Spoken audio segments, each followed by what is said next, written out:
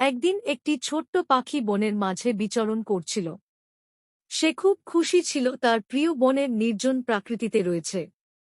তার প্রিয় কারিগর একটি ছোট্ট নদী, যেটি জলের সাথে খুব সুন্দর গান গাইত। পাখি প্রতিদিন সে নদীতে যায় এবং পানির মধ্যে তার স্নান করে।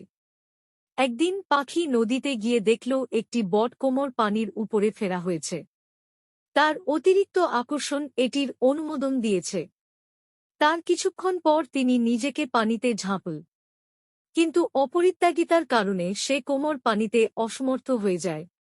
পাখি জলের সাথে বিচার করে বাড়ছে, কিন্তু সে আর কোমর উপর ফিরতে পারে না।